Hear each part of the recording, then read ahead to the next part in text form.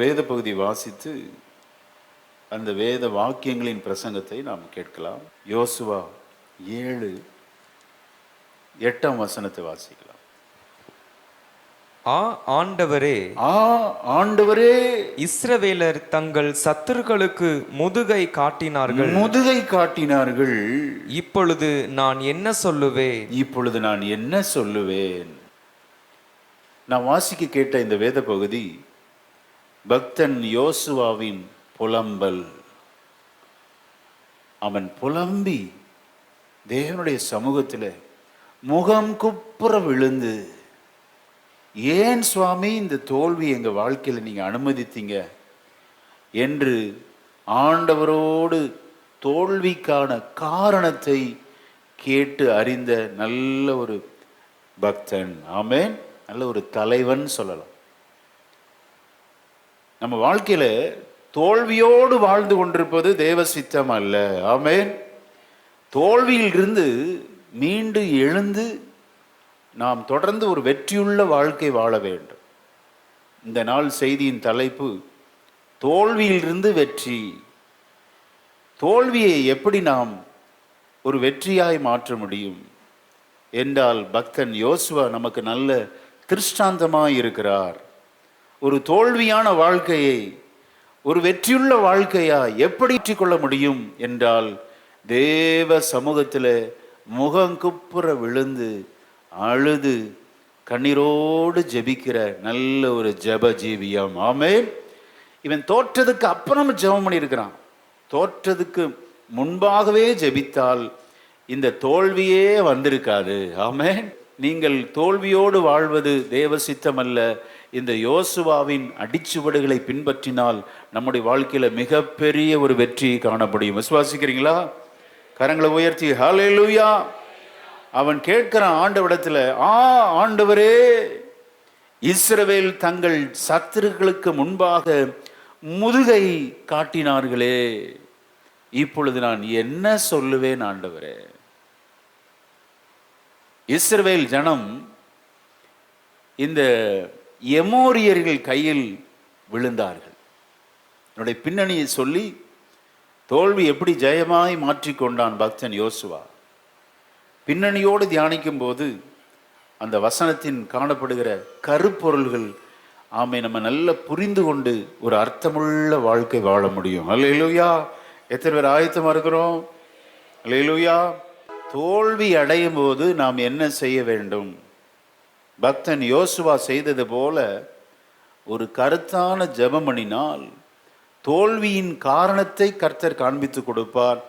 தோல்வியிலிருந்து தேவன் நம்மை மீண்டு எழுந்து ஒரு வெற்றியுள்ள வாழ்க்கை வாழ செய்வார். அல்லேலூயா. தோல்வியின் போது என்ன செய்தான்? 6ஆம் வசனத்தை வாசிக்க கேட்போம். அப்பொழுது யோசுவா தன் வஸ்திரங்களை கிழித்து கொண்டு அவனும் இஸ்ரவேலின் மூப்பரும் சாயங்காலம் மட்டும் கர்த்தரின் பெட்டிக்கு முன்பாக தரையிலே முகங்குப்புற விழுந்து தங்கள் தலைகளின் மேல் புழுதியை போட்டுக்கொண்டு கிடந்தார்கள். எப்படி ஜெபம் இருக்கிறாங்க பார். நம்மளால ஒரு 10 நிமிஷம் ஜெபிக்க முடியுதா? தோல்வி அடைஞ்சா அதிலே இருந்துட்டே போயிடுற.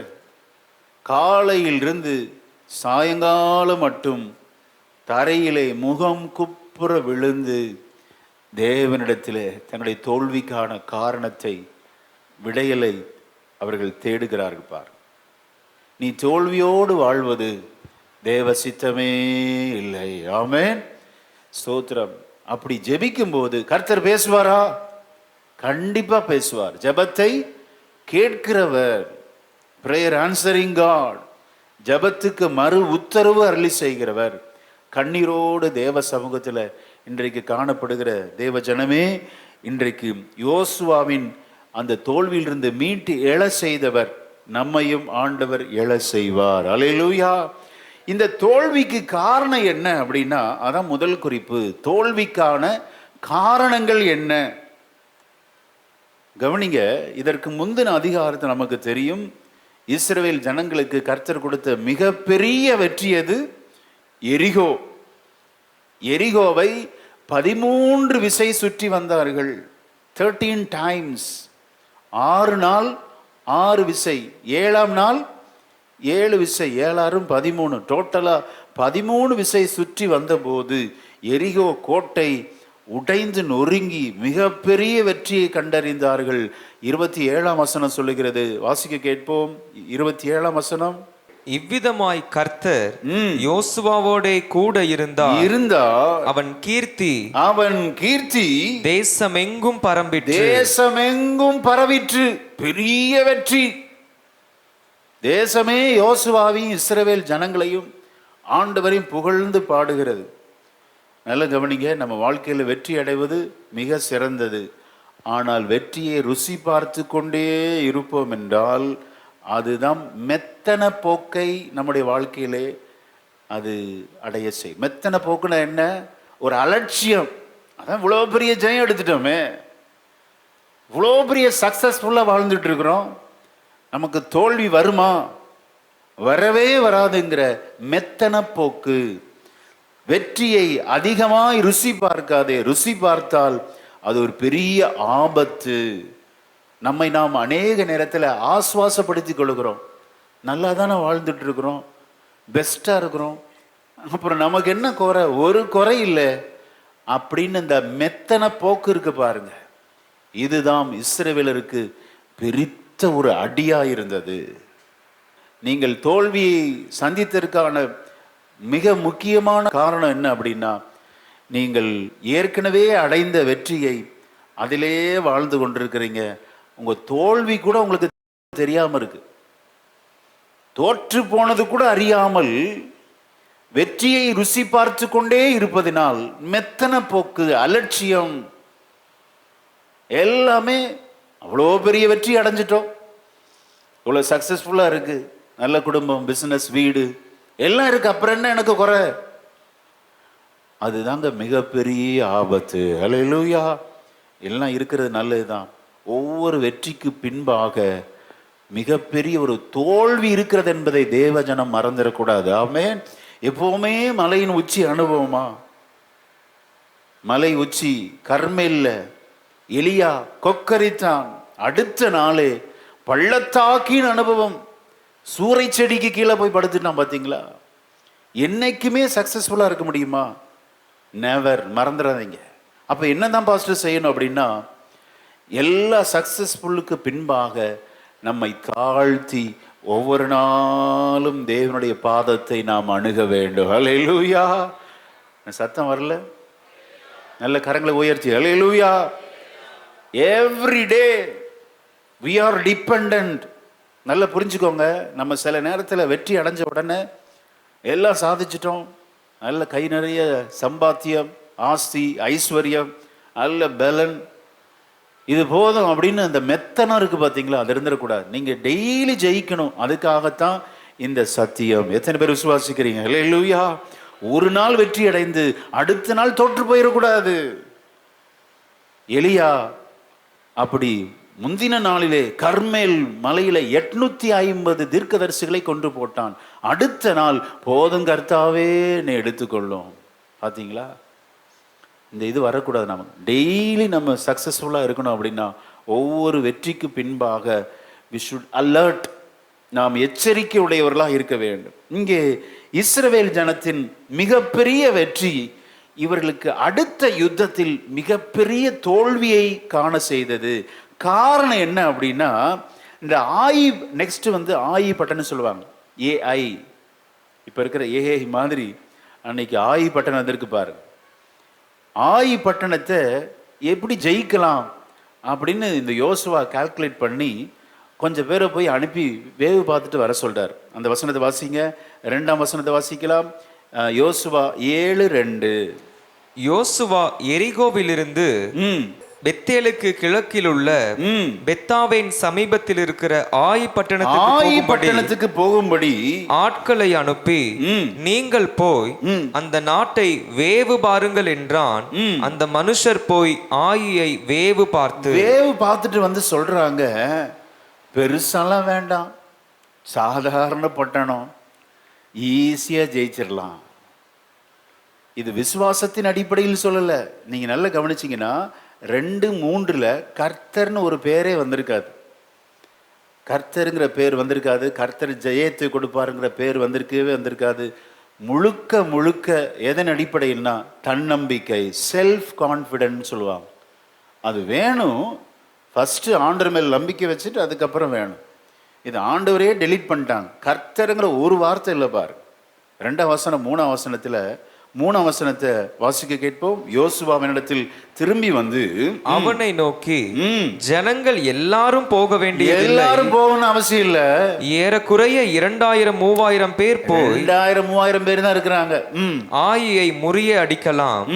எல்லா ஜனங்களையும் அங்கே போகும்படி வருத்தப்படுத்த வேண்டியதில்லை, அவர்கள் கொஞ்ச பேர் தான் என்றார்கள். எவ்வளவு அசால்ட் பாத்தீங்களா, அலட்சியம். ஏன்னா அவ்வளோ செல்ஃப் கான்ஃபிடென்ட். பெரிய எரிகோவே அடிச்சிட்டோம், என்ன ஆயி ஏமாத்துறோம், பார்த்துக்கலாம் விடுங்க, 2000 பேர் 3000 பேர் போதும்.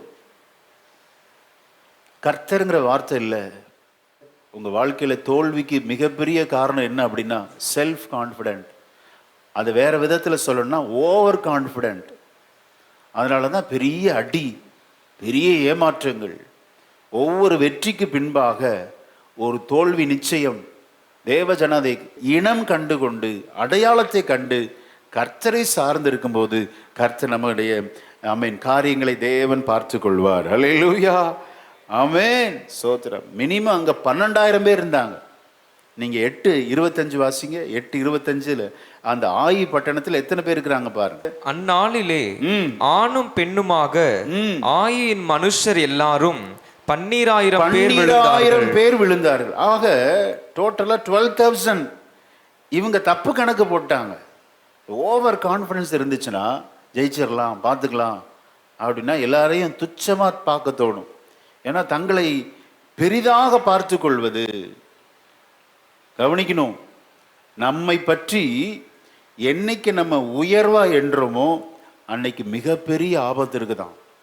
அதை விட நீங்கள் எழுதி வச்சுக்கோங்க. என்றைக்கு நம்மை பற்றி உயர்வாக எண்ணுகிறோமோ அன்றைக்கு மிகப்பெரிய ஆபத்து இருக்கிறது. நான் சொல்லலை, ஜேம்ஸ் ஸ்மித் என்ற ஒரு பரிசுத்தவானுடைய ஸ்டேட்மெண்ட். நம்மை பற்றி உயர்வா என்றது பெரிய ஆபத்து, ஓவர் கான்ஃபிடன்ஸ். அப்படிப்பட்ட ஓவர் கான்ஃபிடன்ஸில் சில காரியத்தை நீங்கள் எடுத்து நடத்தி தோல்வி அடைஞ்சு வந்திருக்கலாம். கர்த்தர் உங்களோடு பேசுகிறார். கர்த்தரையே நம்பி வாழும்போது நம்முடைய வாழ்க்கையில மிகப்பெரிய வெற்றி உண்டு. ஹல்லேலூயா, கரங்களை உயர்த்தி ஹல்லேலூயா. இவங்க பார்த்தீங்கன்னா கொஞ்சம் பேர் அங்கே போகிறாங்க. வெறும் 3000 பேர் அவ்விடத்தில் போனாங்க. அங்கே இருக்கிறது 12,000 பேர். பெருத்த அடி, 36 பேர் இறந்து போனார்கள். ஓவர் கான்ஃபிடன்ஸில் தன்னுடைய சகோதரர்கள் 36 பேர் இறந்தார்கள். கவனிக்கணும், 36 பேர் இறந்ததுனால யோசுவாவுக்கு ஒரு பெரிய இழப்பு. ஆண்டவரே, இப்படிப்பட்ட இழப்பை நாங்கள் ஏன் சந்திக்கணும் சுவாமி? இந்த இழப்பு தேவ சித்தந்தானா அப்படின்னு கேட்கிறார் பார். 2 காரியம் அவருடைய இருதயத்தில் இருக்கிறது. தோல்வியின் போது இந்த 2 காரியத்தை நம்ம ஃபோக்கஸ் பண்ணணும். என்ன காரியம் அப்படின்னா, வாசிங்க 9ஆம் வசனத்தை வாசிங்க.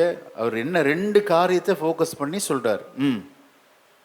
கானானியரும் தேசத்து குடிகள் யாவரும் இதை கேட்டு இவர்கள் தோல்வியை கேட்டு எங்களை வளைந்து கொண்டு எங்கள் பேரை பூமியில் இராதபடிக்கு வேறற்று போக பண்ணுவார்களே, அப்பொழுது உமது மகத்தான நாமத்துக்கு என்ன செய்வீர் என்றான். பாத்தீங்களா, இவனுடைய பாரம் என்ன அப்படின்னா, இந்த தோல்வி கேட்டு சத்துருக்களெல்லாம் எங்களை சூழ்ந்து வளைந்து கொண்டு எங்கள் மேலே பெரிய வெற்றி எடுப்பாங்களே சுவாமி, அதை விட உங்க நாமம் என்ன செய்யப்படும்? தூஷிக்கப்படும். இவர்களின் தேவன் இவர்களை கைவிட்டார் என்று உங்க நாமத்தை தூஷிப்பாங்களே, இதெல்லாம் நடக்கலாமா என்று தேவ சமூகத்தில் புலம்புகிறார். அல்லேலூயா. நான் அடிக்கடி இந்த வார்த்தையை நான் நினைப்பேன். ஊழியத்தில் தோல்வியோ அல்லது சோத்திரம் சரீரத்தில் அல்லது குடும்பத்தில் சில தேவைகள் சந்திக்கப்படாத போது நான் நினைக்கிறேன் என்ன அப்படின்னா, இதை வேற யாராவது கேள்விப்பட்டா உங்க நாம தூஷிக்கப்படும் ஆண்டவரே, அதற்காகவாவது இந்த காரியத்தில் ஒரு அற்புதம் செய்யுங்க. ஹல்லேலூயா, ஆமென். இவர்கள் கிறிஸ்தவர்கள், ஊழியம் செய்கிறார்கள், இவர்கள் தேவனை வழிபடுகிறார்கள், இவங்களுக்கு இப்படி நடந்துருச்சேன்னு ஒருத்தன் தூசிச்சிடக்கூடாது. அதனால எங்களுக்கு நடந்தாலும் பரவாயில்ல, உங்க விலையேற பெற்ற நாமும் தூஷிக்கப்படக்கூடாது என்று எத்தனை பேர் ஆமோதிக்கிறீர்கள்? அல்லேலூயா. நம்ம தோல்வி அடையுது நம்ம செஞ்ச தப்புங்க. ஆனா அதை விட பெரிய ஒரு இழுக்கு என்ன அப்படின்னா, தேவனுடைய நாமம் தூஷிக்கப்படும். ஆமென். கிறிஸ்தவர்கள் நல்ல ஒரு வெற்றியுள்ள வாழ்க்கை வாழ்வார்கள் என்று சோத்திரம். கிறிஸ்துவின் நாமத்தை உயர்த்தும்படிக்காக இந்த அற்புதத்தை செய்யுங்கன்னு நான் அடிக்கடி ஜெபிப்பேன். யோசுவாவின் ஜெபமும் அதுதான். நான் தோற்று போகக்கூடாது ஆண்டவரே, நான் வெட்கப்பட்டு போகக்கூடாது ஆண்டவரே, நான் அவமானப்பட்டு போகக்கூடாது ஆண்டவரே. இதன் மூலம் உங்க தெய்வீக நாமம், திருநாமம், ஸ்தோத்திரம் அது இகழப்படுமே என்று சொல்லி துக்கப்பட்டு தேவ சமூகத்தில் முகங்குப்புற விழுந்து ஜெபிக்கிறான். அல்லேலூயா. ஆண்டவர் இப்பொழுது ஜெபத்திற்கான ஆமென் பதிலை தருகிறார். அல்லேலூயா. முதல் தோல்விக்கான காரணம் என்ன? வெற்றிக்கு பிறகு எப்போதும் அந்த வெற்றியை ருசித்து கொண்டே வாழ்ந்தால் மிகப்பெரிய ஆபத்து. அடுத்து என்ன? அடுத்ததை பார்க்கணும். சிலர் பார்த்தீங்கன்னா பேசுகிறப்ப ஈஸியாக கண்டுபிடிச்சிடலாம். அவங்க சொல்லுவாங்க 1980 சரி, இந்த கேஸு முடிஞ்ச கேஸு, இனி என்ன நடக்குது அதை தான் பார்க்கணும். நான் அப்படி செஞ்சேன், நான் அப்படி சாதிச்சேன், இப்படி சாதிச்சேன்பாங்க. சரி, இன்னைக்கு நீங்கள் எப்படி இருக்கிறீங்க? கடந்ததையே சொல்லிட்டு இருக்கக்கூடாது. அடுத்து ஒரு வெற்றியுள்ள வாழ்க்கை வாழணுமே, நெக்ஸ்ட் லெவலுக்குள்ள நம்ம போகணுங்க. தேவநாமம் மகிமைப்பட வேண்டும். அல்லேலூயா. அதுதான் நம்முடைய நோக்கமா இருக்க வேண்டும். ஆக முதல் காரணம் இவருடைய கவன குறைவு. கர்த்தரை சார்ந்து கொள்ளவில்லை. பெருமை அடிச்சுட்டே இருப்பாங்க சிலவங்க, தற்பெருமை. இங்கே ஜெபிக்கல, ஜெபம் பண்ணிட்டு தான் போவார். இங்க ஜெபம் இல்லை, வாக்குத்தத்தம் இல்லை, எதுவுமே இல்லை. எல்லாம் தன்னம்பிக்கை, ஓவர் கான்ஃபிடன்ஸ். பார்த்துக்கலாம், சாதிச்சிடலாம். ஏன் வாக்குத்தத்த ஆராதனைக்கு வர சொல்றோம்? வாக்குத்தத்த ஆராதனைக்கு வந்து தேவனுடைய வார்த்தையை நம்பி நாம் தொழில் செய்யும் போது, நமது காரியங்களை செய்யும் போது கர்த்தர் நம்மை ஆசீர்வதிப்பார். அல்லேலூயா. ஆண்டவர் பார்க்கிறார்ல, இவன் வாக்கு தத்தத்தை வச்சு தானே ஜெபம் பண்றான், வாக்கு தத்தத்தை வச்சு தானே தொழில் செய்யறான் என்று சோத்திரம். ஆக நமக்கு ஒரு பெரிய பிடிமான என்ன, ஒரு கிரிப் என்ன அப்படின்னா கர்த்தருடைய வார்த்தை. அல்லேலூயா. இந்த வார்த்தை கிடைச்சிருச்சுன்னா போதும், எவ்வளோ பெரிய ப்ராஜெக்ட் ஆகட்டும், எவ்வளோ பெரிய காரியமானாலும் சரி, கடினமான முடிவுகளை சும்மா எளிதாக நம்மால் எடுக்க முடியும். அல்லேலூயா. ஆமென். இன்றைக்கு நமக்கு தோல்வியிலிருந்து மீட்டெடுக்க கர்த்தர் நல்ல ஆலோசனை கொடுக்கிறார். நீங்கள் வாக்கு தத்தங்களை பிடித்து கொள்ளுங்கள். ஆமென். கர்த்தரை பிடித்து கொள்ளுங்கள். சோத்திரம். நல்ல ஜெபிக்க கற்றுக்கொள்ளுங்கள். 2 வசனத்தில் ஜெபம் இல்லை, வார்த்தை இல்லை, கர்த்தர் எதுவுமே இல்லை. வெற்றியிலேயே மிதந்துட்டு இருக்கிறது. ஆண்டவர் உங்களுக்கு உணர்த்துகிறார், அதிலிருந்து வெளியே வா, கர்த்தரை சார்ந்து கொள். கர்த்தர் நம்மை ஆசீர்வதித்து வாளாக்காமல் தலையாக்குவார். அல்லேலூயா. ஒவ்வொரு யுத்தத்திலும் கர்த்தர் வாக்கு தத்தங்கள் கொடுக்கறது பாருங்க, ஆச்சரியமா இருக்கும். 6:2 வாசிங்களேன். எப்படி வாக்கு தத்தங்களை கொடுத்து யுத்தத்தை பண்ண வச்சிருக்கிறார் பாருங்க. வாசிக்க 6:2 வாசிக்கலாம். கர்த்தர் யோசுவாவை நோக்கி, இதோ எரிகோவையும் அதன் ராஜாவையும் யுத்த வீரரையும் உன் கையில் ஒப்பு கொடுப்பேன்னு சொல்றாரா? கொடுத்தேன் அப்படின்ட்டார் பாரு. வெற்றி ஆண்டவர் கையளித்து விட்டார். நீ எரிகோ யுத்தத்துக்கே போகலங்க, இனிமேதான் யுத்தமே இருக்கு. கொடுத்தேன் என்று சொல்லி பாஸ்ட் டென்ஸ்ல சொல்றாருன்னா, நீங்க எந்த காரியத்துல தோற்று போய் வந்திருக்கிறீங்களோ அந்த காரியத்துல கர்த்தர் இன்றைக்கு ஒப்பு கொடுத்தேன் என்று சொல்லுகிறார். நல்ல கரங்களை தட்டி கர்த்தருக்கு மகிமை செலுத்தலாமா? எந்த காரியத்துல, எந்த இடத்துல தோற்று போய் இருக்கிறாயோ அதே இடத்தில் உனக்கு தலையை நிமிர செய்கிற தேவன். ஹல்லேலூயா. ஆமென். ஒப்பு கொடுத்தேன். ஆனா ஆயி பட்டணத்துக்கு இந்த வாக்கு தத்தமே இல்லை. இப்ப ஜெபம் பண்ணவன தான் வாக்கு தத்தம் கொடுக்கிறார். 8:1 வாசிங்க. 8:1 கடைசி வாசிக்கலாம். இதோ ஆயின் ராஜாவையும் அவன் ஜனத்தையும் அவன் பட்டணத்தையும் அவன் நாட்டையும் உன் கையிலே ஒப்பு கொடுத்தேன். ஒப்பு கொடுப்பேனா? ஒப்பு கொடுத்தேன். ஹல்லேலூயா. ஆமே 6-2 ஒப்பு கொடுத்தேன், 8-1 ஒப்பு கொடுத்தேன், 10-8 வாசிங்க. அடுத்ததுலயும் சொல்றாரு ஒப்பு கொடுத்தேன். வாசிங்க எல்லாம் சேர்ந்து யோசுவாவை நோக்கி அவர்களுக்கு பயப்படாயாக, உன் கைகளில் அவர்களை ஒப்பு கொடுத்தேன், அவர்களில் ஒருவரும் உனக்கு முன்பாக நிற்பதில்லை என்றார். அல்லேலூயா. உங்களுடைய வாழ்க்கையில ஒரு பெரிய வெற்றியை கர்த்தர் ஒப்பு கொடுத்தேன்னு சொல்றாரு. விசுவாசிக்கிறீங்களா? இது அப்படியே நம்பிட்டா கர்த்தர் நீ வெட்கப்பட்ட இடத்துல, தோல்விப்பட்ட இடத்துல, அவமானப்பட்ட இடத்துல, நல்ல கரங்களை தட்டி ரிசீவ். ஓ, தீர்க்க தரிசனமாக கர்த்தர் சொல்லுகிறார், எந்த இடத்துலலாம் நீ அவமானப்பட்டாயோ, தோல்வி அடைந்து வந்திருக்கிற தேவ ஜனமே, அந்த இடத்தில் உனக்கு ஒரு பெரிய வெற்றியை கர்த்தர் ஒப்பு கொடுத்தார். அல்லேலூயா. அப்படியே நம்பிரணும். தாயிப்பட்டினத்துக்கு ஜெபமும் இல்லை, ஓவர் கான்ஃபிடன்ஸ், கர்த்தருங்கிற வார்த்தை பயன்படுத்தல. விளைவு 36 பேர் இறந்து போயிட்டாங்க. தற்பெருமை பேசிக்கிட்டே இருக்கிறது, அதெல்லாம் இன்னைக்கு நிப்பாட்டிடணும். நிறுத்திவிட்டு கர்த்தரையே சார்ந்து கொள்ளுங்கள். தாழ்மை உள்ளவர்களுக்கு கர்த்தர் கிருபை அளிக்கிறார். அல்லேலூயா. அடுத்து இப்போ ஆண்டவர் தெளிவா பேசுறார்.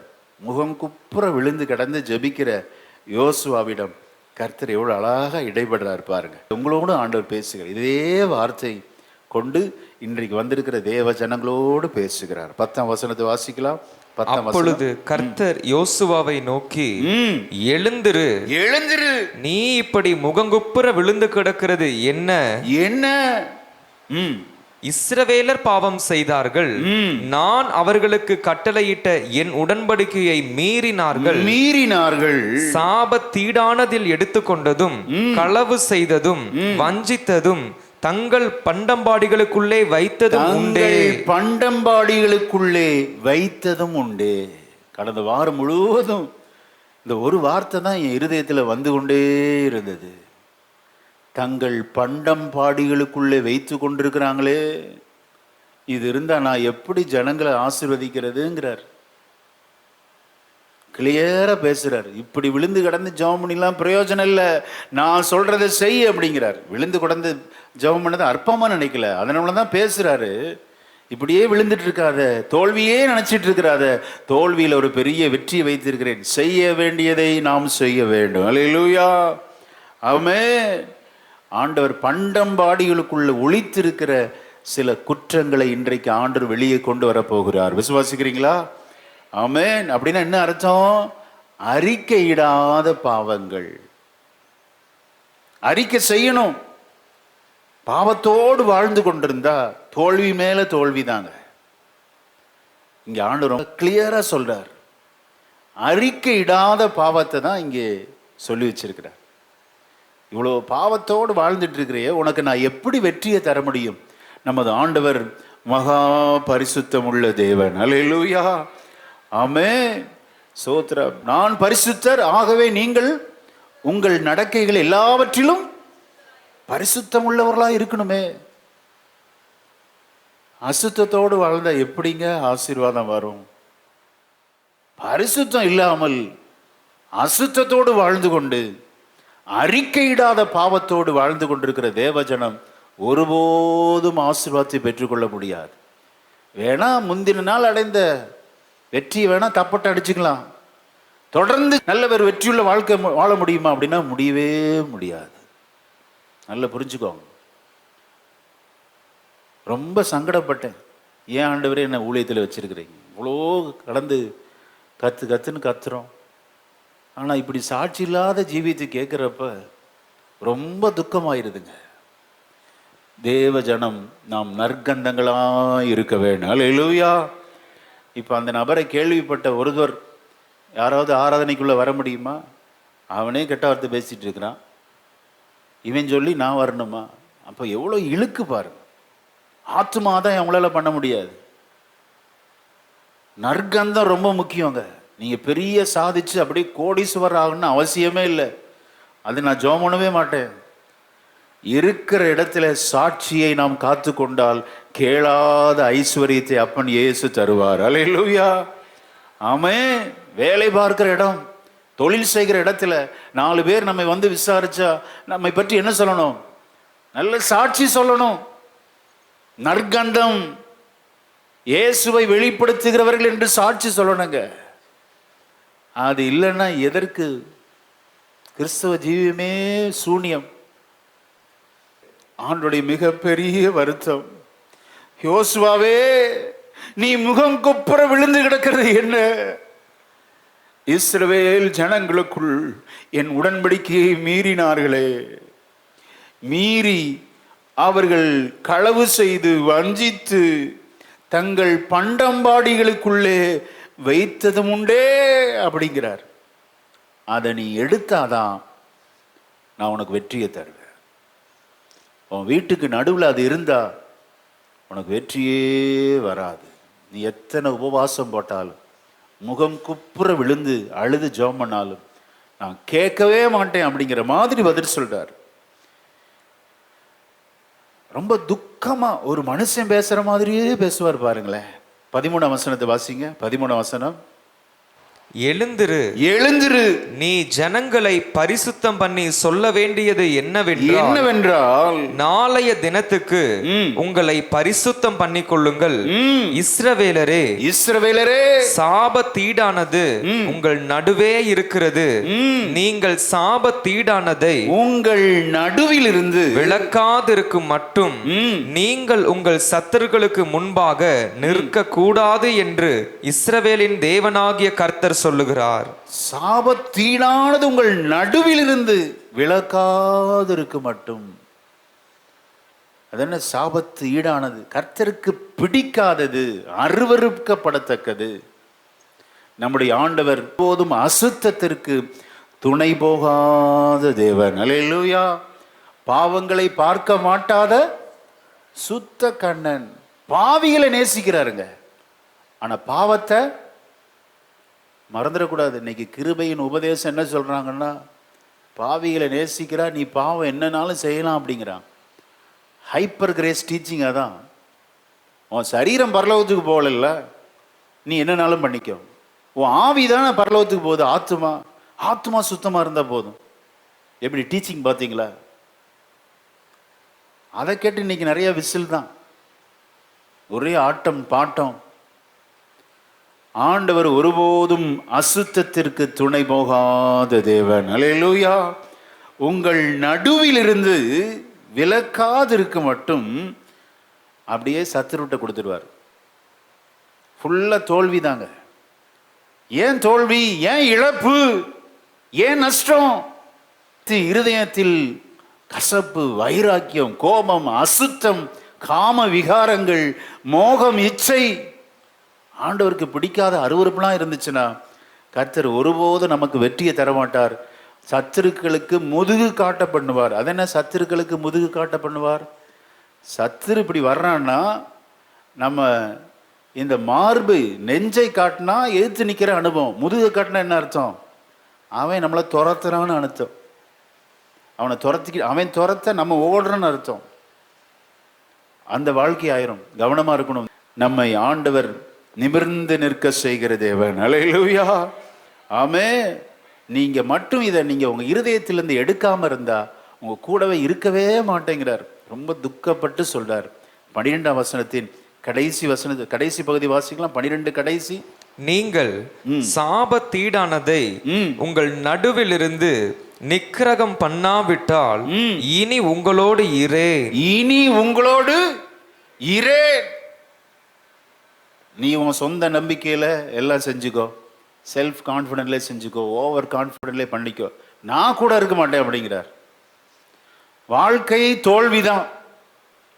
இந்த காலை வேளையில ஆண்டவர் நம்மை ஜெயமாக மாற்ற விரும்புகிறார். அல்லேலூயா. தோற்று போகாத மனுஷர் யாரும் கிடையாதுங்க. எல்லாருக்கும் தோல்வி இருக்கு. ஆனா தோல்வி என்ற அந்த கல்லை வெற்றியின் படிக்கல்லாய் மாற்றுவது நமது கரத்துல தான் இருக்குது. அல்லேலூயா.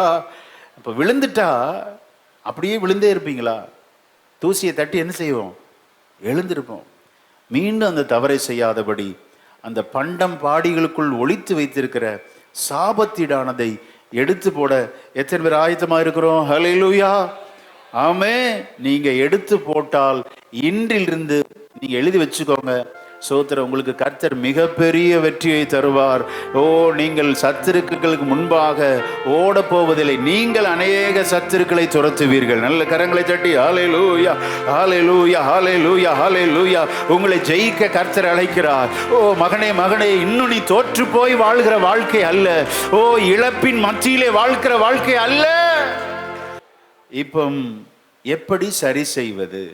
முதலாவது நம்ம தியானிச்சோம். ஆமென். தோல்வியின் காரணங்கள் என்ன? இரண்டாவது, எப்படி சரி செய்வது? பண்டம்பாடிகளுக்குள் வைத்திருக்கிற அசுத்தமானதை நாம் விலக்கும் போது கர்த்தர் மிகப்பெரிய ஒரு வெற்றியை தருகிறார். அல்லேலூயா. அசுத்தமானதோடு வாழ்ந்து கொண்டிருக்காதீங்க. நம்முடைய பேச்சு, நம்முடைய பார்வை, நம்முடைய பழக்க வழக்கங்கள், இருதயத்தின் யோசனைகள், இதெல்லாம் எப்படி இருக்கணும் சொல்லுங்க? பரிசுத்தமாக இருக்க வேண்டும். ஆமென். சோத்திர, பரிசுத்தம் இல்லாமல் தேவனுக்கு பிரியமாக நடக்கவே முடியாதுங்க. வாலிப தம்பி, வாலிப தங்கச்சி, உன்னை பிசாசு அநேக நேரத்தில் சில பாவத்தை அறிந்து கொள்ள, தெரிந்து கொள்ள தூண்டுவான். சோத்திரம், அதற்கு இணங்கி ஒத்து போகாதே, அசுத்தத்தோடு வாழாது. ஆண்டவர் ஒருபோதும் அசுத்தத்திற்கு துணை போக மாட்டார். கவனிங்க, இங்க என்ன பிரச்சனை அப்படின்னா, என்ன அசுத்தம்? எரிகோ பட்டணத்தை வீழ்த்தும் போது கர்த்தர் ஒரு உடன்படிக்கை செய்ய சொல்றார். கவனன்ட். என்ன கவனன்ட் அப்படின்னா, அங்க இருக்கிற ஒரு பொருளை கூட நீ எடுக்கக்கூடாது. எரிகோ கோட்டை வீழ்த்தும் போது அங்கே நீங்கள் சத்துருக்களுடைய விலையேறப்பெற்ற பொன், அந்த வெள்ளி, இவைகளெல்லாம் நீ தொடவே கூடாது அப்படிங்கிறார். வாசிங்க 6:17 வாசிக்கலாம். ஆனாலும் இந்த பட்டணமும் இதிலுள்ள யாவும் கர்த்தருக்கு சாபத்தீடாயிருக்கும். 18 சாபத்தீடானதில் ஏதாகிலும் எடுத்துக் கொள்ளுகிறதினாலே நீங்கள் சாபத்தீடாகாதபடிக்கும் இஸ்ரவேல் பாளையத்தை சாபத்தீடாக்கி அதை கலங்க பண்ணாதபடிக்கும் நீங்கள் சாபத்தீடானதற்கு மாத்திரம் எச்சரிக்கையாயிருங்கள். அதுல ஒரு பொருள் கூட எடுக்கக்கூடாது. அப்ப அந்த பொருள் எங்க வரணும் அப்படின்னா 19 வசனம் சொல்லுகிறது, சகல வெள்ளியும் பொன்னும் வெண்கலமும் இரும்பும் எல்லா பாத்திரங்களும் கர்த்தருக்கு பரிசுத்தமானவைகள், அவைகள் கர்த்தரின் பொக்கிஷத்தில். அது என்ன, எங்களை எடுக்கக்கூடாதுங்கிறாரு? எல்லாம் எங்க வந்துடணுமா? தேவனுடைய பொக்கிஷத்துக்கு வந்துடணுமா? What is this? சில கண்டிஷன் வைப்பாருங்க. ஏன் அப்படின்னா, நமக்கு கீழ்ப்படிதல் உள்ள இருதயம் இருக்கான்னு செக் பண்ணுவார். அல்லேலூயா. மற்றபடி அவரெல்லாம் எடுத்து வச்சுக்கிட்டு அவருக்கு எதுக்குங்க பொன்? வெள்ளியும் என்னுடையது, பொண்ணும் என்னுடையது. கீழ்ப்படுதல் இருக்கான்னு செக் பண்றதுக்காகத்தான் இந்த நிபந்தனை, இந்த கண்டிஷன். மற்றபடி ஆண்டவருக்கு எல்லாம் கர்த்தருடையது. அல்லேலூயா. உலகமும் அது நிறைவும் பூமி நிறைவும் அதுவும் கர்த்தருடையது. எல்லாம் கர்த்தருடையதுங்க. அவருக்கு எதுக்குங்க பொன் வெள்ளி? யோசிச்சு பார்த்தேன். ஒரு செக் வைப்பார். கீழ்ப்படுகிறோமா?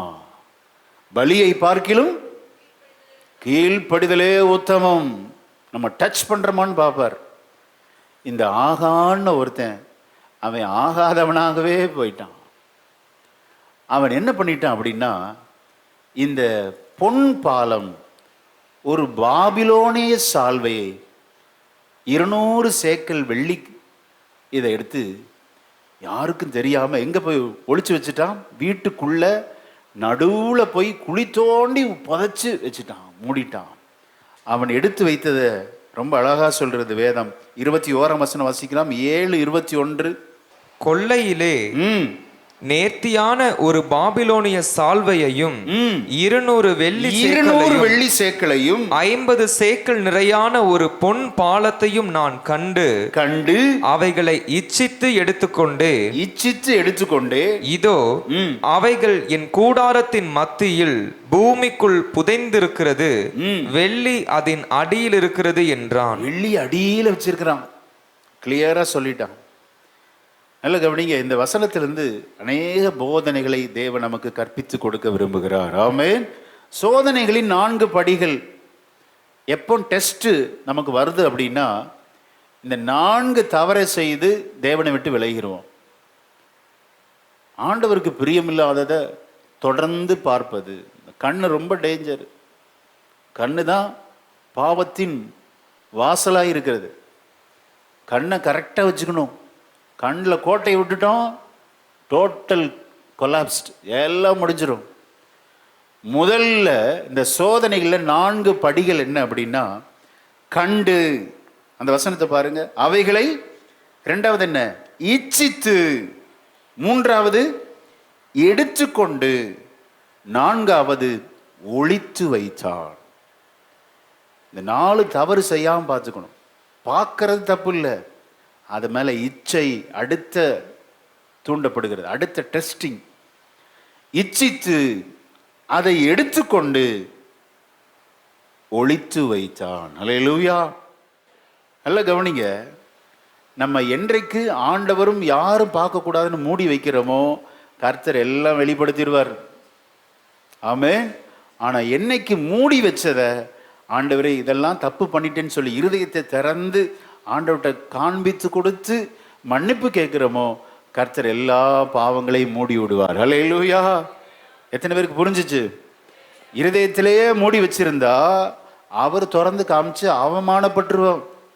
அவமானப்பட்டு வெக்கப்பட்ட ஒரு கேடுகட்ட வாழ்க்கைக்கு போயிடுவோம். மூடி வைக்காத, தேவனிடத்தில் திறந்து காண்பித்து, இந்த விஷயத்தில் நான் தவறி இருக்கிறேன் சுவாமி, இந்த இடத்துல தப்பு பண்ணியிருக்கிறேன், எங்கள் அம்மாவுக்கு தெரியாமல், என்னுடைய தங்கைக்கு தெரியாமல், அக்காவுக்கு தெரியாமல், அப்பாவுக்கு தெரியாமல் இந்த இடத்துல நான் தப்பு செய்திருக்கிறேன்னு சொல்லி உங்கள் இருதயத்தை திறந்து காண்பித்தால் கர்த்தர் எல்லா பாவங்களையும் மூடுகிற தேவன். அல்லேலூயா. அவமானப்படுத்த விட மாட்டார். ஏன் அவமானம், ஏன் தோல்வி, ஏன் வெட்கக்கேடு, எல்லாம் ஆண்டவருக்கே மறைக்க பார்க்குறோம். வெட்ட வெளிச்சமா எல்லாம் போட்டு உடைச்சிருவார் கர்த்தர். நல்ல கவனிங்க, பாவங்களை மூடுகிறவன் வாழ்வடைய மாட்டான், அவைகளை அறிக்கை செய்து விட்டு விடுகிறவனோ இரக்கம் பெறுவான். அல்லேலூயா. இன்னைக்கு உங்க பண்டம் பாடிகள், பசங்க எங்க வீடு நினைக்காதீங்க, மிகப்பெரிய வீடு எதுதான்? இந்த சரீரம்தான். சரீரத்தில் எங்க ஒளிச்சு வச்சிருக்கிறோம்? இருதயத்தில்.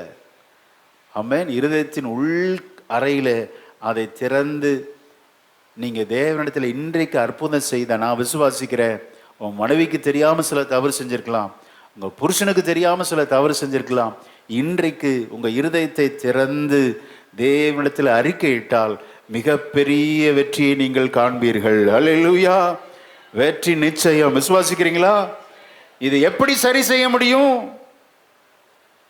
இந்த பாவம் இருக்கு பாருங்க, ரொம்ப பொல்லாதது. இது பார்த்துக்கிட்டே இருக்கும், அடுத்து இச்சையை தூண்டும், அடுத்து அபகரிக்க நினைக்கும், அடுத்து ஒளிச்சு வைக்க நினைக்கும். 4 படி. இதே தான் ஆதாம்கிட்ட நடந்துச்சு. வாசிங்க ஆதியாகமம் 3:6 வாசிங்க. ஏவாள்கிட்ட ஆண்டவர் சோதர ஏவாள்கிட்ட பிசாசை எப்படி வஞ்சித்து, இதே 4 ஸ்டெப்பு தான், 4 ஸ்டெப்ஸ் அப்படியே இருக்கும் பாருங்க. 3:6 வாசிக்க கேட்போம். ஏவாளை எப்படி வஞ்சிக்கப்பட்டால், அப்பொழுது ஸ்திரீயானவள் அந்த விருட்சம் புசிப்புக்கு நல்லதும், புசிப்புக்கு நல்லது, பார்வைக்கு இன்பமும், பார்த்துட்டா இன்பப்பட்டா, ஆசைப்பட்டா, இச்சப்பட்டா, புத்தியை தெளிவிக்கிறதற்கு இச்சிக்கப்படத்தக்க விருட்சமுமாய் இருக்கிறது என்று கண்டு அதன் கனியை பறித்து புசித்து தன் புருஷனுக்கும் கொடுத்தாள். இப்ப தப்பு செஞ்சுட்டு 4வது ஸ்டெப்பு பாத்தீங்கன்னா 8ஆம் வசனம் கடைசியில போட்டிருக்கு, தோட்டத்தின் விருட்சங்களுக்குள்ளே ஒளித்து கொண்டார்கள். பாத்தீங்களா? 4 ஸ்டெப். கண்டு, இச்சித்து, எடுத்துக்கொண்டு, ஒளித்து. பண்டம் பாடிகளுக்குள்ளே ஒளித்திருக்கிற, உங்க இருதயத்தின் ஆழமாய் ஒளித்திருக்கிற எந்த காரியம்னு உங்களுக்கும் ஆண்டவருக்கும் தெரியும். அல்லேலூயா. சாத்தானுக்கும் தெரியும். சாத்தானை மறைக்க முடியுமா? சாத்தானுக்கும் தெரியும். உங்கள் இருதயத்தில் ஒளித்து வைத்திருக்கிற அறிக்கையிடப்படாத பாவங்கள், தயவாக கேட்டுக்கொள்கிறேன். நீங்கள் ஒரு வெற்றியுள்ள வாழ்க்கை வாழதான் சத்தியமே அன்றி நீங்கள் தொடர்ந்து தோல்வியை சந்திக்க வேண்டியது தேவ சித்தம் அல்ல. அல்லேலூயா. ஆமென். ஸ்தோத்திரம். உங்கள் அழுகையை கர்த்தர், கண்ணீரை ஆண்டவர் ஜெய கம்பீரமாய் மாற்றுவார். விசுவாசிக்கிறீங்களா? ஆமென். உங்கள் நடுவில் இருந்து விலக்காதிருக்கு மட்டும் நீங்கள் சத்துருக்கு முன்பாக முறிந்தோடி போவீர்கள். ஒரு தனி மனிதனின் பாவம் சமஸ்த இஸ்ரவேலையும் பாதித்தது. பாத்தீங்களா? பாவம் கொடூரமானது. சிலர் நினைக்கலாம், நான் மட்டும்தான் தப்பு செய்ய, என் மனைவி பிள்ளைகள் என்ன செஞ்சாங்க, அடுத்த சந்ததி என்ன செஞ்சாங்க. பாவம் கொடூரமானது, சந்ததி சந்ததியாக பாதிக்கும். அல்லேலூயா. இந்த ஒரு தனி மனிதனுடைய பாவம் 36 பேர் செத்து போயிட்டாங்க. அப்போ ஒரு மனிதனுடைய பாவம் சகோதரனையும் பாதிக்கிறது. எல்லாம் சகோதரர்கள், ஒவ்வொரு கோத்திரமும் சகோதரர்கள். 5ஆம் வசனத்தின் முதல் பகுதி வாசிக்கலாம். ஆயின் மனுஷர் அவர்களில் ஏறக்குறைய 36 பேரை வெட்டி போட்டார்கள். பாத்தீங்களா? 36 பேர் லாஸ்ட். நீங்க ஒரு மனிதனுடைய தவறு, சின்ன பிள்ளையா இருக்கலாம், இன்னைக்கு ஆண்டவர் ஒவ்வொருவரோடும் பேசுகிறார். உங்க அப்பா அம்மாவுக்கு பெரிய கஷ்டமாயிரும். சிறு பிள்ளைகளுடைய தவறு, வாலிபருடைய தவறு உங்க டோட்டல் குடும்பத்தை பாதிக்கும். கவனிங்க, மிகப்பெரிய ஒரு எச்சரிக்கையை சொல்லி நான் முடிக்க போறேன். இன்னைக்கு ஃபுல்லா எச்சரிக்கை தான். நீங்க எச்சரிப்பு அடைஞ்சிட்டீங்கன்னா சோத்திரம், அந்த தவறை நீ செய்யவே மாட்டீங்க. ஹல்லேலூயா. அந்த தவறை நீங்க செய்யாத இருக்கும்போது எவ்ரிடே, தினந்தோறும் உங்களுக்கு வெற்றியுள்ள வாழ்க்கை. ஹல்லேலூயா. ஆமென். தோல்வி, அந்த கல்லை அவன் எடுத்து வைத்து அதை வெற்றியின் படிக்கல்லாய் மாற்றினான் பார். அப்படி தோல்வியிலிருந்து நம்ம பாடங்களை கற்றுக்கொள்ளணும். இந்த ஒரு மனிதனுடைய தவறு, பேராசை, உடன்படிக்கையை மீறி சோத்திரம் பேராசைப்பட்டதுனால 36 பேர் இறந்து போயிட்டான். மட்டுமல்ல, இப்போ ஆண்டவர் இவனை கண்டுபிடிக்கிறதுக்கு ஒரு டெஸ்ட் பண்ண சொல்றாரு. என்ன டெஸ்ட் பண்ண சொல்றாரு? யோசுவாவை பார்த்து சொல்றாரு. வாசிங்க, 14ஆம் வசனத்தை வாசிக்கலாம். 7:14. யோசுவா 7:14. காலையிலே நீங்கள் கோத்திரம் கோத்திரமாக வர வேண்டும். கோத்திரம் கோத்திரமா வரணும். அப்பொழுது கர்த்தர் குறிக்கிற கோத்திரம் வம்சம் வம்சமாக வர வேண்டும். வம்சம் ஃபர்ஸ்ட் பாருங்க, கோத்திரம் கோத்திரம், அடுத்து என்ன? வம்சம் வம்சம். கர்த்தர் குறிக்கிற வம்சம் குடும்பம் குடும்பமாக வர வேண்டும். குடும்பம் குடும்பம்.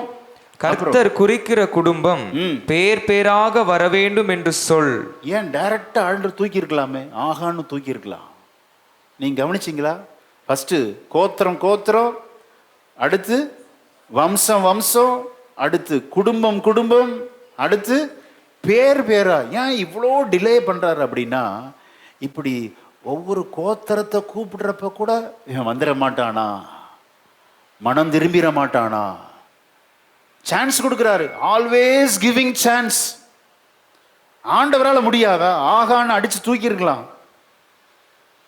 ஆனா அந்த கேப்ல ஒவ்வொரு கோத்திரத்தை கூப்பிடுறப்ப ஓடி வந்திருக்கலாம், வரல. குடும்பத்தை கூப்பிடுறப்ப, வம்சத்தை கூப்பிடுறப்ப வந்திருக்கலாம், வரல. குடும்பத்தை கூப்பிடுறப்ப வந்திருக்கலாம், வரல. கடைசியில் வந்து நிற்கிறான் பாருங்க. நமது ஆண்டவர் எப்போதும் இரக்கத்தின் தேவன். ஹல்லேலூயா. ஆமென். எவ்வளோ இரக்கமுள்ள தேவன் பாருங்க. ஆண்டவர் நிறைய சான்ஸ் கொடுத்துட்டே இருப்பாருங்க. உடனே நம்மை தண்டிக்காத தேவன். ஹல்லேலூயா. இஸ்ரவேல் இடத்துல குற்றம் கண்டுபிடிப்பதில்லை அப்படிங்கிறார். எப்போ நம்மளை குத்தி குத்தி பேச மாட்டார், சான்ஸ் கொடுத்துக்கிட்டே இருப்பார். நான் விசுவாசிக்கிறேன், இன்னைக்கு இந்த தேவ செய்தி மிகப்பெரிய உங்களுக்கு ஒரு வாய்ப்பாக கருதுகிறீர்களா? ஹல்லேலூயா. அறிக்கையிடாத உங்க பண்டம் பாடிகளுக்குள்ளே ஒளித்து வைத்திருக்கிற அந்த பாவத்தை எடுத்து அறிக்கையிட்டால் கர்த்தர் உங்களை நேர்த்தியாய் நடத்துகிற தேவன். ஹல்லேலூயா. இப்போ ஒவ்வொரு அதுக்கப்புறம் வீட்டில் போய் வாசிச்சு பாருங்க. இப்போ கடைசியில் ஆகான் குறிக்கப்பட்டான். 18ஆம் வசனத்தை வாசிக்கலாம். 18ஆம் வசனம். அவன் வீட்டாரை அவன் பேர் பேராக வர பண்ணின போது யூதா கோத்திரத்து சேராகின் குமாரனாகிய சப்திக்கு பிறந்த கர்மேயின் மகன் ஆகான் குறிக்கப்பட்டான். ஆகான் குறிக்கப்பட்டான். அவ்வளோ நேரம் வெயிட் பண்ணியிருக்கிறானே. நான் யோசிச்சு பார்த்தேன், மனைவியாவது சொல்லி கொடுத்துருக்கலாம்ல. மனைவிக்கு தெரியுமா தெரியாதா? ஏங்க, ஒரு நல்ல விலையேற பெற்ற ஒரு சால்வை, 200 வெள்ளி சேக்கல், 50 பொன் பாலம், இதெல்லாம் எடுத்துட்டு வந்து வீட்டுக்கு நடுவில் தோன்றப்ப வீட்டுக்காரங்க எல்லாருக்கும் தெரியுமா தெரியாதா? கண்டிப்பாக தெரியும். மனைவி பார்த்துருப்பா, பிள்ளைங்க பார்த்துருப்பா, சரி ஒவ்வொருத்தங்களா கூப்பிடுறவாது ஏங்க போய் போய் சரண்டர் ஆயிருங்கன்னு சொல்லியிருக்கலாமே. குடும்பமே சேர்த்து ஒத்துழைச்சிருக்கு பாருங்க. நான் சிலருடைய தவறை நினைப்பேன், தவறை நினச்சிட்டு அவங்க மனைவியை நினைப்பேன். இந்த மனைவியை வச்சு என்ன பண்ணுறது? ஒழுங்காக சொல்லி கொடுக்கலாம்ல, சொல்லி கொடுக்குறதும் இல்லை. எல்லாத்துக்கும் ஆமா சாமி ஒரே ஒரு வார்த்தை சொல்லுவாங்க, பாஸ்டர் நான் சொன்னேன் எங்க பாஸ்டர் அவர் கேட்குறார், இப்படி சொல்லி முடிச்சிருவாங்க.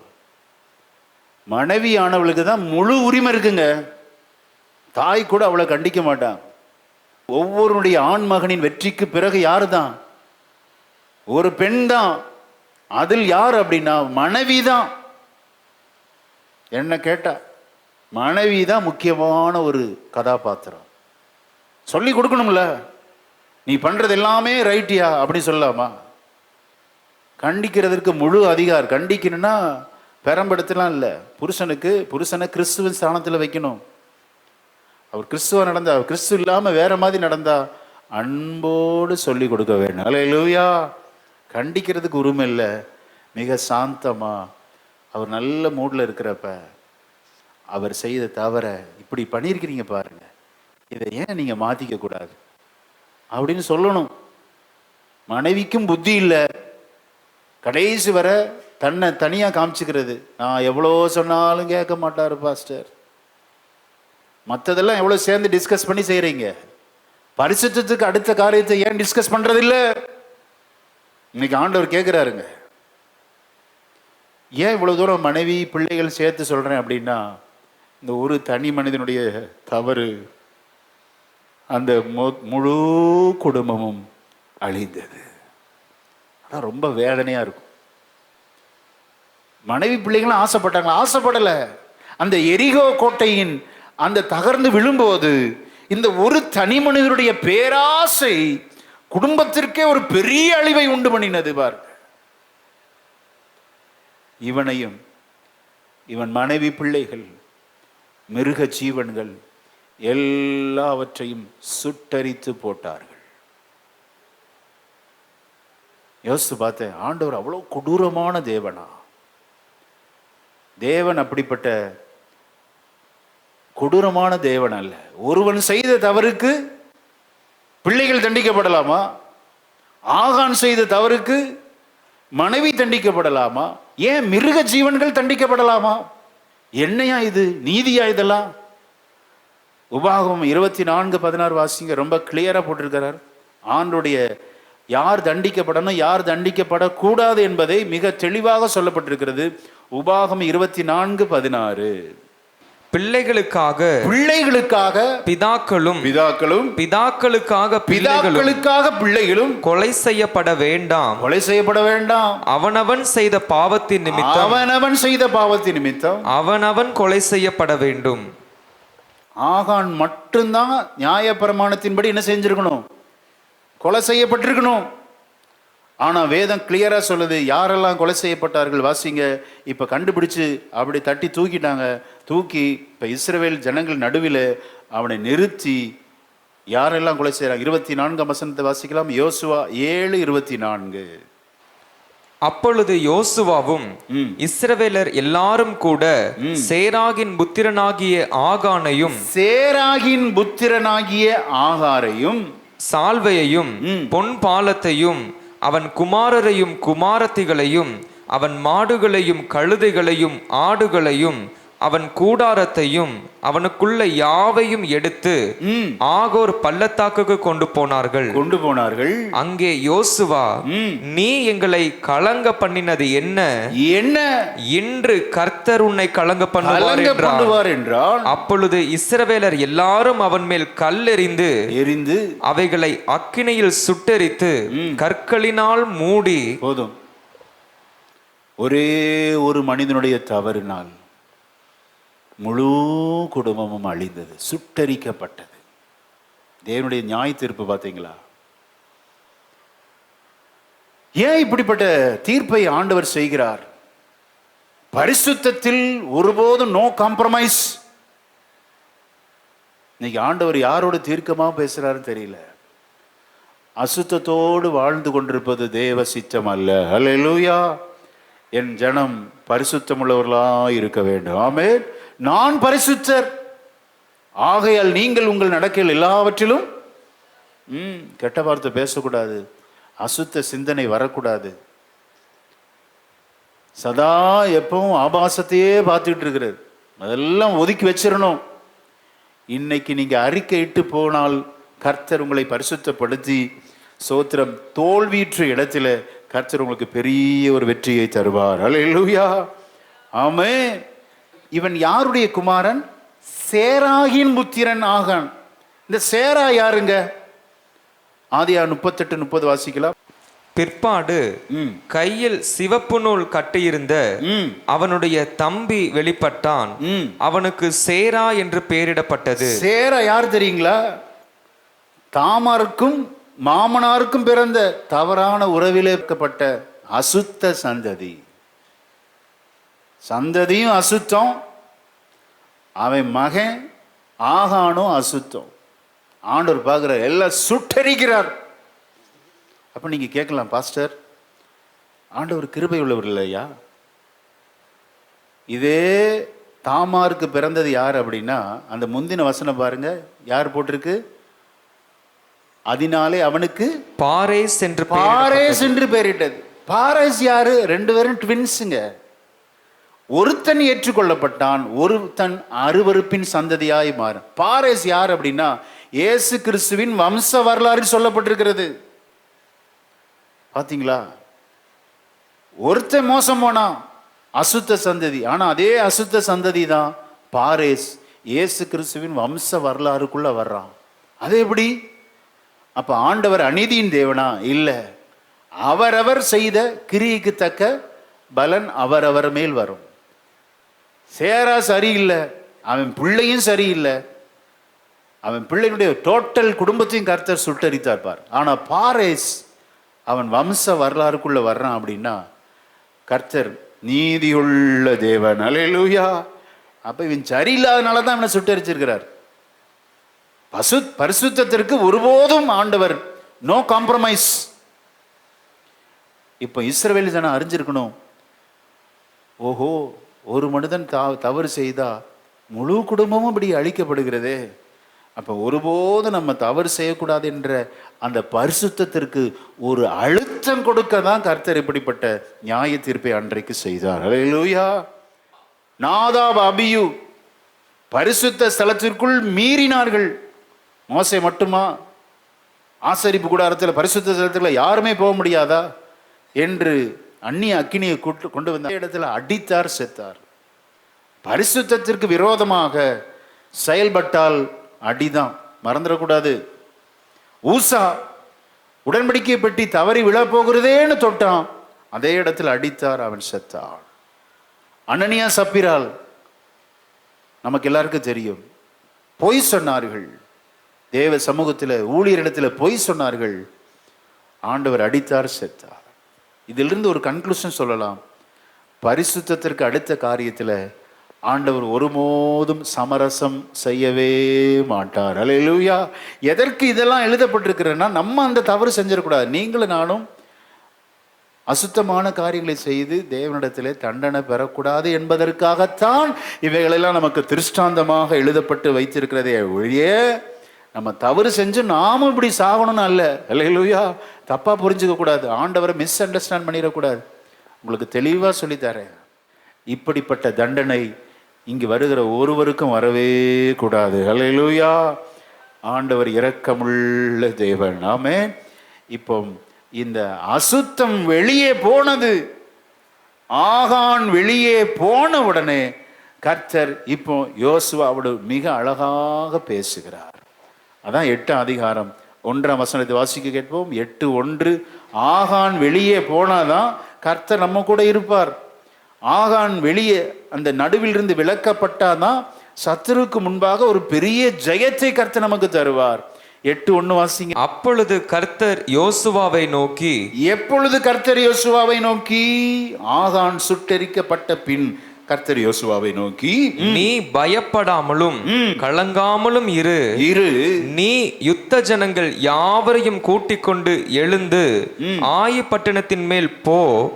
இதோ ஆயின் ராஜாவையும் அவன் ஜனத்தையும் அவன் பட்டணத்தையும் அவன் நாட்டையும் உன் கையிலே ஒப்பு கொடுத்தேன். அல்லேலூயா.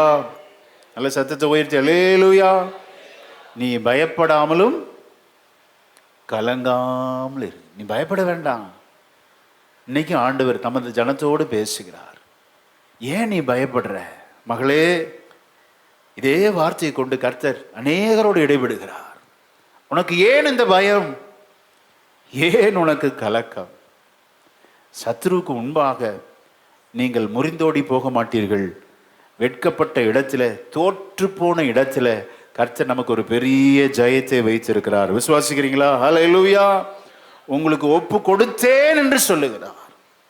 உங்க பிரச்சனைய உங்க கையில கர்த்தர் ஒப்பு கொடுத்தார் என்று எத்தனை பேர் விசுவாசிக்க முடியும்? தேவை ஆகான் அகற்றப்பட வேண்டும்.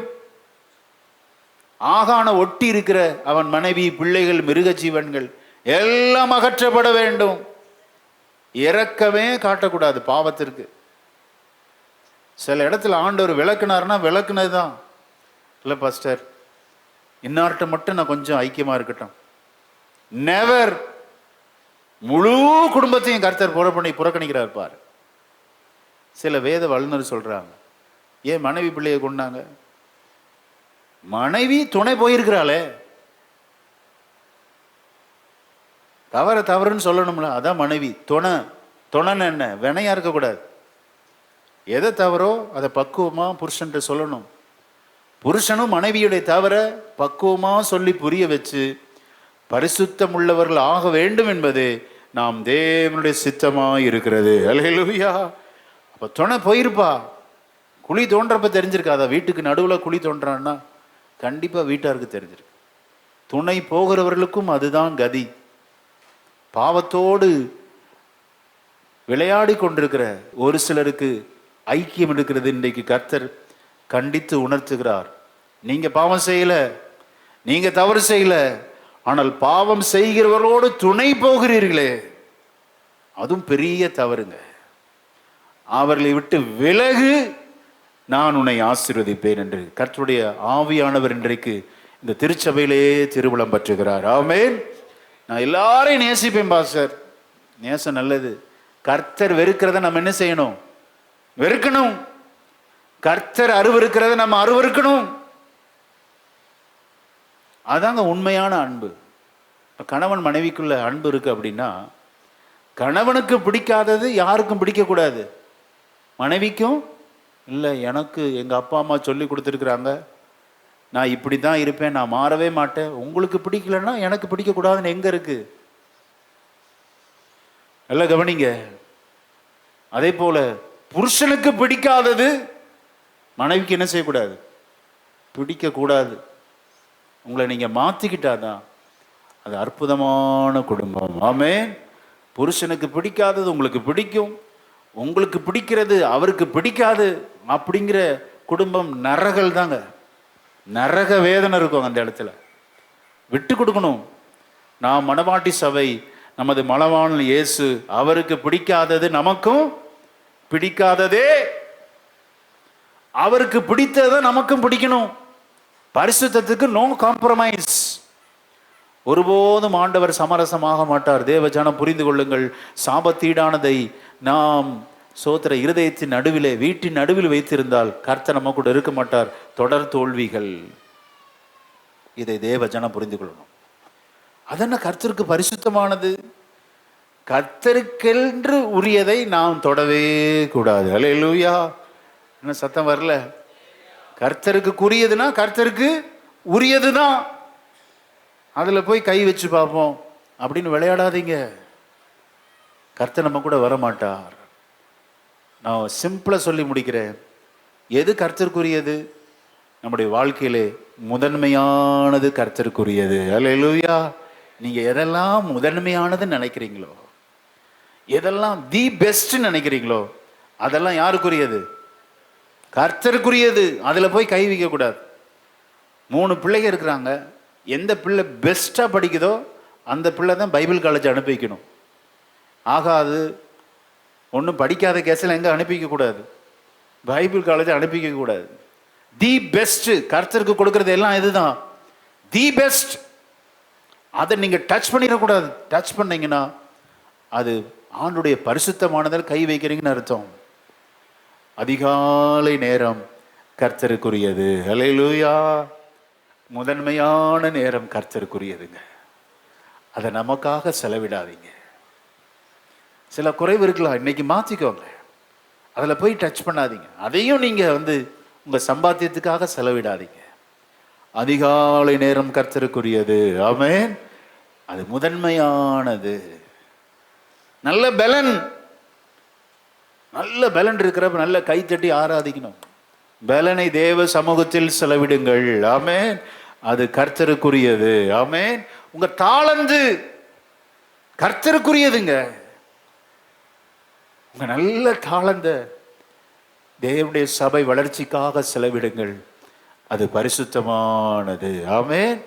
எல்லாவற்றையும் எடுத்துட்டு கடைசியில் பார்த்தீங்கன்னா சக்கையை கொடுப்பாங்க ஆண்டவருக்கு. சக்கைன்னு என்ன? கரும்பு ஜூஸ் எல்லாம் எடுத்துடுறது, ஒன்றுக்குமே ஆகாது உதவாதுங்கிறத போய் அது குப்பைத்தட்டி இதில் போடுறது. அதை போய் நான் வயசான காலத்தில் நான் ஊழியத்துக்கு வர்றேன் பாஸ்டர், நீங்கள் எங்கேனாலும் கூப்பிடுங்க நான் வர்றேன் அப்படி சொல்லாமல், பலன் இருக்கிறப்ப தேவனுக்கு ஊழியம் செய்கிறதில்லை, தேவனுடைய சபைக்கு உதவி செய்கிறதில்லை.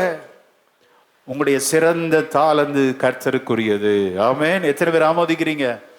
சத்தம் வர மாட்டேங்க. என்ன பாஸ்டர் பரிசுத்தமானன்னு சொன்னீங்க, இப்போ வேற ட்ராக் மாறுது. முதன்மையானதெல்லாம் எதுதான்? அது கர்த்தருக்கு. உங்களுடைய பலன், உங்களுடைய வாழ்நாளின் ஒவ்வொரு நாளும் முதன்மையான அதிகாலை நேரம் கர்த்தருக்குரியது. ஸ்தோத்திரம். உங்களுடைய வாழ்க்கையில சிறந்தது கர்த்தருக்குரியது. அப்படி பொருத்தனை பண்ணி பாருங்களேன், உங்க வாழ்க்கை ஆசீர்வாதமாய் மாறும். ஆமென். உங்க வீட்டுல முதன்மையானது யாருக்கு தான்? கர்த்தருக்குரியது. நல்ல தாளந்துகள் இருந்தால் ஊழியத்தில் பயன்படுத்துங்க. ஆத்தும ஆதாயம் செய்வதில் தீவிரப்படுங்கள். சோதரம். யோவன்னாள், சூசன்னாள், வேற ஸ்திரீகள் தங்கள் ஆஸ்திகளால் கர்த்தருக்கு ஊழியம் செய்தார்கள். அல்லேலூயா. ஆமென். முதன்மையானது கர்த்தருக்கு. அல்லேலூயா. ஆமென். எங்க பாஸ்டர் போட்டிருக்கு? வெள்ளி பொன் என்ன செஞ்சிடக்கூடாது, அதை தொற்றக்கூடாதுன்னு போட்டிருக்கு பார். மீண்டும் அந்த வசனத்தை வாசித்து பரிசுத்த ஜீவியமாகட்டும். நம்முடைய வாழ்க்கையில முதன்மையானது எல்லாம் கர்த்தருக்கு. ஆமென். யோசுவா 6:19 சகல வெள்ளியும் பொன்னும் வெண்கலத்தினாலும் இரும்பினாலும் செய்யப்பட்ட பாத்திரங்களும் கர்த்தருக்கு பரிசுத்தமானவைகள், அவைகள் கர்த்தரின் பொக்கிஷத்தில் சேரும் என்றான். பாத்தீங்களா? இதை ஆசைப்பட்டான். ஒரு வேத வல்லுநர் சொல்றாரு, இனி இது 20 வருஷத்துக்கு என்ன செய்ய போறோம், இப்படி ஆசைப்படாத தொடாதான்னு சொல்றாரு. நம்ம எடுத்து வச்சுக்குவோம், ஃபியூச்சருக்கு யூஸ் ஆகும். ஆனா கவனிங்க, இது ஒரு டெஸ்டிங் தான். அடுத்த யுத்தத்துல இதே ஆயி பட்டணத்துல சொல்றாரு ஆண்டவர், நீ பொருளெல்லாம் எடுத்துக்கோ அப்படிங்கிறாரு. ஆச்சரியமா இருக்கு. எரியோ பட்டணத்துல எதுவுமே எடுக்காத அப்படிங்கிறாரு. அப்படின்னா என்ன? ஒரு விசுவாசத்துல ஒரு டெஸ்ட், ஒரு பரிசோதனை, ஒரு சோதனை ஓட்டத்தில் தோற்று போயிட்டான் ஆகான். ஆனா ஆண்டவர் பிரமாணத்தை மாற்றார் பாருங்களேன். ஆச்சரியமா இருக்குங்க. 8ஆம் அதிகாரம் 2ஆம் வசனத்தை வாசிங்க. 8:2 வாசிங்க. நீ எரிகோவுக்கும் அதன் ராஜாவுக்கும் செய்தது போல ஆயிக்கும் அதன் ராஜாவுக்கும் செய்ய கடவாய். அதில் கொள்ளையிட்ட பொருள்களையும் மிருக ஜீவன்களையும் உங்களுக்கு கொள்ளையாக எடுத்துக்கொள்ளலாம். பட்டணத்துக்கு பின்னாலே பதிவிடையை வை என்றார். பிரமாணத்தை மாத்திட்டார் பாத்தீங்களா? எரியோ கோட்டை அந்த யுத்தத்துல எதுவுமே எடுக்காதங்கிறார். டெஸ்டிங். அந்த டெஸ்ட்ல பாஸ் ஆனவங்களுக்கு இந்த டெஸ்ட்ல எல்லாம் இலவசமா கொடுக்கிறார். அல்லேலூயா. ஆண்டவருக்காக கொடுத்தா ஒருபோதும் தரித்திரர் ஆனதே இல்லை. அல்லேலூயா. பல மடங்கு ஆண்டவர் திரும்ப கொடுப்பார். விசுவாசிக்கிறீங்களா? இந்த டெஸ்ட்ல பாஸ் ஆகல ஆகான், சுட்டரிக்கப்பட்டான். இந்த டெஸ்ட்ல பாஸ் ஆனவங்க எல்லாருக்கும் இலவசமா கர்த்தர் பல மடங்கு கொடுக்கிறார். அல்லேலூயா. எவ்வளோ பெரிய அற்புதத்தின் தேவன் பாருங்க. ஆண்டவருக்காக சில சோத்திரம் காரியங்களை விட்டுவிடணும், கொடுக்கணும். ஆண்டவருக்காக பரிசுத்தமானதில் டச் பண்ணக்கூடாது. முதன்மையானது கர்த்தருக்கு. அல்லேலூயா. அதை எடுத்துட்டீங்கன்னா விளைவு அழிவு. அதை ஆண்டவருக்காக விட்டு கொடுத்துட்டீங்கன்னா ஓட்டாண்டி ஆக்கிடுவாரா? ஒருபோது நம்மை தரித்திரமாக்க மாட்டார். பல மடங்கு நமது ஆண்டவன் சேர்த்து வைத்து கொடுக்கிறவர். விசுவாசிக்கிறீங்களா? சில செல்ஃப் டிசிப்ளின் இருக்கணும் உங்கள் வாழ்க்கையில். பரிசுத்தத்திற்கு அடுத்த காரியத்தில் சுய ஒழுக்கத்தை பின்பற்றி ஆமென் தேவனுக்காக பரிசுத்தமாக வாழ பொருத்தனை செய்வோம். ஆண்டவரே, இதை நான் பார்க்க மாட்டேன் ஆண்டவரே, இந்த காரியம் உங்களுக்கு பிடிக்கல, நான் அதை செய்ய மாட்டேன், டச் பண்ண மாட்டேன் ஆண்டவரே, உங்களுக்காக நான் சோத்திர துக்கமாக வாழ்ந்தாலும் பரவாயில்ல, அந்த காரியத்தை நான் உமக்கு பிடிக்கலையா, எனக்கு வேண்டாம் ஆண்டவரே. ரொம்ப கவனமாக இருக்கணும். அப்படி நீங்கள் செஞ்சு பாருங்க, உங்களை கர்த்தர் வாலாக்காமல் தலையாக்குவார். ஆமென். நீங்கள் கீழாகாமல் மேலாவீர்கள். இன்னைக்கு ஆண்டவர் இந்த உபதேசத்தை ஏன் கொடுக்கிறார்னா, உங்களுடைய சிறந்தது கர்த்தருக்கு. ஆமென். வாழ்வில் நீங்கள் எதெல்லாம் முதன்மையானது நினைக்கிறீங்களோ அதெல்லாம் கர்த்தருக்கு. ஆமென். இப்ப தோற்ற இடத்திலே ஆகான் அகற்றப்பட்ட போது மிகப்பெரிய வெற்றியை கண்டார்கள். ஆமென்.